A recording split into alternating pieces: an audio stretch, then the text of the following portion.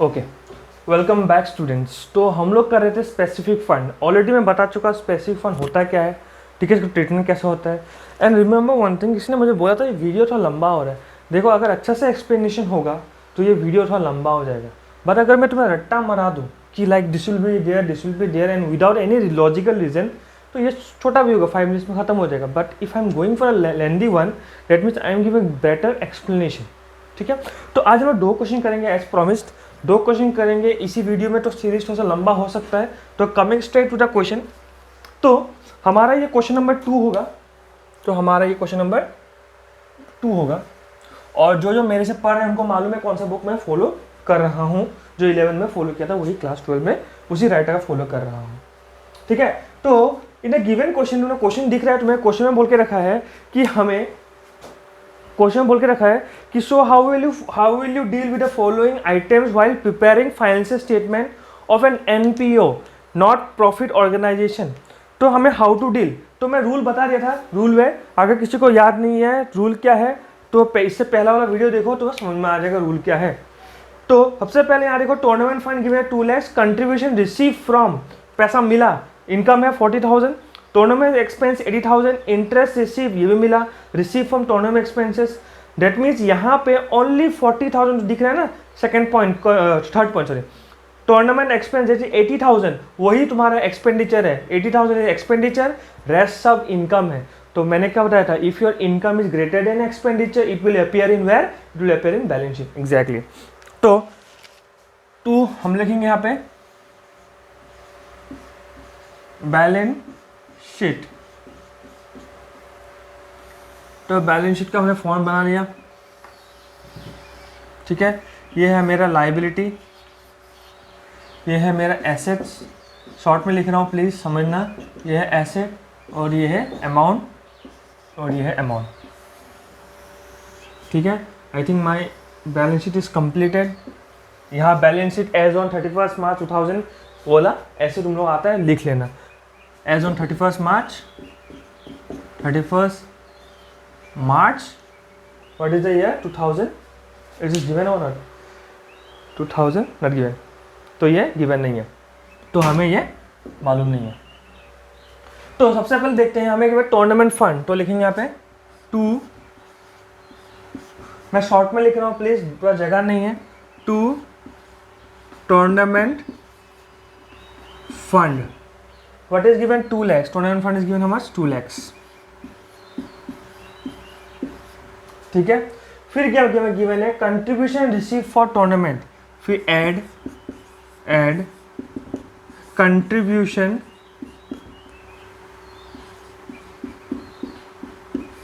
Received, कितना receive किया 40,000, तो प्लस कर दिया तो आ गया 2,40,000।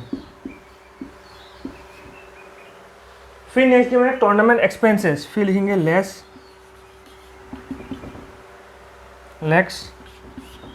टूर्नामेंट एक्सपेंसेस, तो व्हाट इज टूर्नामेंट एक्सपेंस 80,000, इसको ब्रैकेट डाल दिया, तो ये 0 0 0 यहाँ 0 8 ओवर 6 होगा तो 1,60,000। फिर ऐड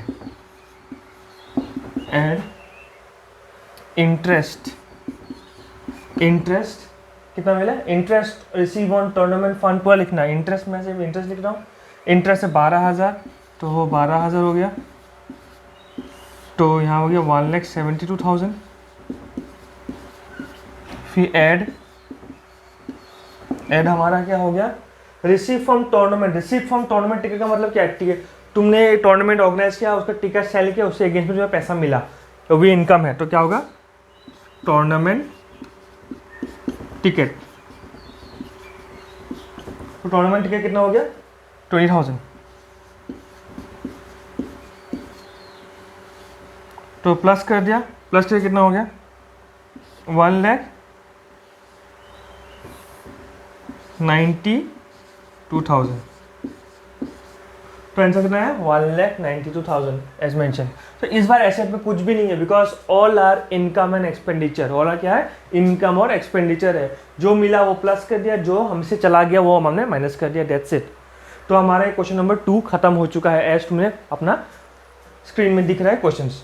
तो नेक्स्ट मैं इसी क्वेश्चन को नेक्स्ट देखते हैं हम लोग।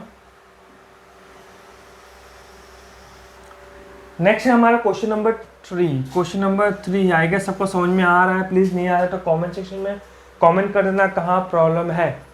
तो क्वेश्चन नंबर 6 से देखो, how will the following information of Patna sports club be presented in the income and expenditure account for the year ending 31 March 2021 and a balance sheet as at that date. तो interesting question है, हमें बोला है income and expenditure बनाना, लेकिन अगर मान लेते question में इनकम एंड एक्सपेंडिचर स्पेसिफिकली नहीं बोला है तो कैसे मालूम चलेगा इनकम एंड एक्सपेंडिचर बनाना है, यही मेन हाँ ट्रिक है। तो मैंने फॉर्मूला नंबर 2 दिया था, फॉर्मूला नंबर 2 क्या बोला था मैंने, फॉर्मूला नंबर 2 में बोला था कि if your expense is greater than income, if your expense is greater than income it will appear in where income and expenditure, correct. तो देखो यहाँ पे मैच फंड गिवन है 4 lakhs, donation receive for match fund है 3 lakhs, that is वो हो गया 7,10,000, cell of match ticket 1,50,000, तो ये हो गया तुम्हारा 8,60,000। तो 8,60,000 तुम्हारा हो गया इनकम, लेकिन एक्सपेंस कितना है 10 lakhs। तो 8,60,000 तुम्हारा मिला, 10 lakh खर्च किया, डिफरेंस है ना, that means your expenditure is greater. When expenditure is greater always it will be recorded where income and expenditure, you are correct. When your expenditure is greater, it will record on income and expenditure, ठीक है। तो हम लोग question number 3 के लिए क्या बनाएंगे, हम लोग क्वेश्चन नंबर 3 के लिए बनाएंगे इनकम एंड एक्सपेंडिचर। ये हो गया हमारा एक्सपेंस का कॉलम, ये हो गया मेरा रुपीज़ का कॉलम, ये हो गया मेरा इनकम का कॉलम, ये हो गया रुपीज़ का column.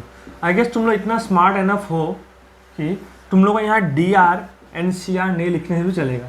As I'm teaching you, I might somewhere miss DR and CR because मेरा फोकस वो DR CR में ना रह के समझाने में होगा, ठीक है। तो आई थिंक इतना स्मार्ट एनफ हो तुम लोग ये जजमेंट ले सकते हो, ठीक है। फिर बाद में कंपेयर मत करना कि सर आप लिखा नहीं हमको क्यों एक्सपेक्ट कर रहे हैं, वो तुम्हारा बात है। I am just showing you how to solve it. तो यहाँ बोला है एक्सपेंस में लिखेंगे टू मैच एक्सपेंस, कितना हो गया 10 lakh, to match expense 10 lakh. अब समझो, तो मैच एक्सपेंस हो गया 10 lakh, as simple as that. अब देखो जैसे हमने बैलेंस शीट जो चीज़ बैलेंस शीट में आता है वो अभी इनकम एंड एक्सपेंडिचर में आ रहा है। फिर से बोल रहा हूँ, जो चीज़ बैलेंस शीट में आना चाहिए वो कहाँ आ रहा है, इनकम एंड एक्सपेंडिचर। तो ऑब्वियसली जो साइन है वो सिंबल है वो चेंज हो जाएगा, सिंबल क्या होगा चेंज होगा।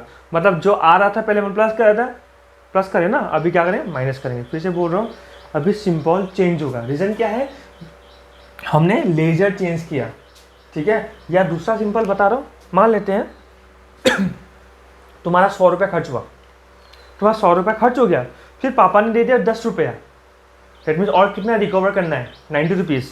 मैंने बोला तुम्हारा 100 रुपया खर्च हो गया घर के नाम पे, पापा ने दे दिया 10 रुपया, तो रिकवर करना कितना बाकी है 90 बाकी है रिकवर करने के लिए।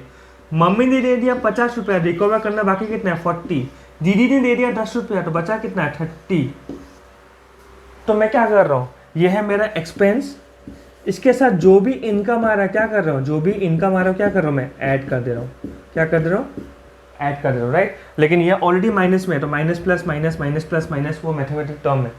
सिर्फ इतना याद रखना कि सिंपल सा बात है, अगर मेरा 100 रुपया खर्च हो गया, अभी मुझे 10 रुपये मिल चुका है, दैट मीन्स कितना होगा 90 रुपीज़ बाकी है, तो हमने क्या किया माइनस कर दिया। That means when income arises you will subtract if it is recorded in income and expenditure, as simple as that। फिर अभी हम लोग क्या करेंगे, चलो इसको मिटा देते हैं, इसका तो कोई यूज़ नहीं है। फिर हम लोग क्या करेंगे, फिर लेस क्या होगा मैच फंड, मैच फंड। तो what is the match fund amount 4 lakhs, 4 lakhs हो गया मैच फंड, तो बचा कितना 6 lakhs, ठीक है। फिर नेक्स्ट हो गया तुम्हारा लेस क्या होगा donation for match fund. Next क्या होगा डोनेशन फॉर मैच फंड, तो कितना डोनेशन 3,10,000 सब्सट्रैक्ट करेंगे तो होगा 2,90,000। फिर लेस क्या आ गया, सेल ऑफ मैच टिकट 1,50,000। तो what is the answer now, answer is 1,40,000। तो 1,40,000 is your answer, that's it, खत्म। तो 1,40,000 इज योर आंसर। अब कोई टीचर बोलता है बेटा यहाँ पे डेफिसिट लिख दो, यहाँ लिखो क्या है, यहाँ लिखो बाय डेफिसिट, इसको यहाँ क्लोज करो 1,40,000। फिर इसको हम लोग यहाँ पे अगर क्लोज करते हैं तो ये भी क्या होगा, 1,40,000 होगा। तो यहाँ लिखो 1,40,000।